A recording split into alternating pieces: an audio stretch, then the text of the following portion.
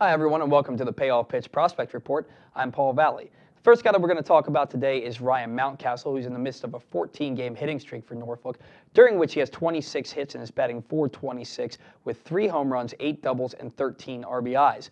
On the year, Mountcastle is hitting .316 with a career-high 19 home runs and a career-high 65 RBIs in just 98 games, so really showing an affinity for driving in timely runs and also the long ball. He still only has 14 walks, but at this point his walks are even down from the last couple of years. So I'm looking at Ryan Mountcastle, somebody who just isn't going to walk a lot in his career. I don't think he has anything left to prove at the minor league level. I would expect that the upper-ups in the Orioles organization probably feel the same way, and I would not be surprised to see Mountcastle make his major league debut in the next month or so. Look, Hanser Alberto doesn't walk a lot either, and it's worked out for him for the Orioles so far this year, as he's one of the American League's leading hitters, despite the low walk totals, and he's also one of the harder guys to strike out. So if Hanser Alberto can do it, I think that Ryan Mountcastle, who's a much more highly touted prospect, can do it also. The second person I want to talk about isn't actually a person, it's a team as a whole, and that's the Bowie Baysox, who in the first half of the season finished that first half in 5th place in the Eastern League's Western Division with a record of 30-38. In the second half of the season, all they've done is come out and play to a league-best 29-10 record.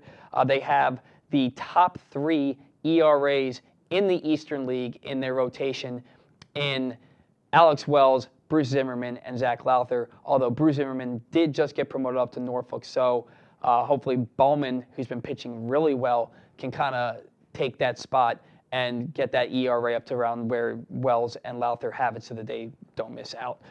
They also offensively have Yusniel Diaz, who's hitting .297 over his last 42 games with 25 extra base hits dating back to June 12th.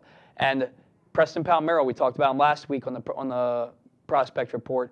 He's hitting .297 also in his 36 games since June 13th. And I apologize, Yusniel Diaz is hitting .294, not .297. And then you also have Ryan Ripken, who in 8 games is hitting .360 with a .429 on base percentage. Winning's contagious, people, and right now they're winning a lot of ball games in Bowie, and a lot of positivity going around that clubhouse. Everybody is playing really well, and it's really nice to see because the guys at Bowie are the guys that aren't that far away from making their major league debuts. And then we're just going to go around the horn here. For the Norfolk Tides tonight, Keegan Aiken gets the start. He's 4-4 with a .466 ERA, but in his last 9 starts, he has just 34 1/3 innings pitched, and he's pitched to a .603 ERA. Hopefully he can right the ship tonight, get back to his better pitching ways of years prior. Again, we've talked about him at length on the Prospect Report and on the Payoff Pitch podcast. This is a guy that the Orioles have a lot of high hopes for, but he's really got to take the ball and run with it. And hopefully that begins tonight, because he could be the first person of that crop of young talent to make their debut in the rotation. Blaine Knight starts for Frederick tonight after he started 3-0 with a .68 ERA for the Delmarva Shorebirds. He got promoted to Frederick, and he's pitched in 12 games with 11 starts, 0-8. with a .591 ERA, another guy looking to right the ship.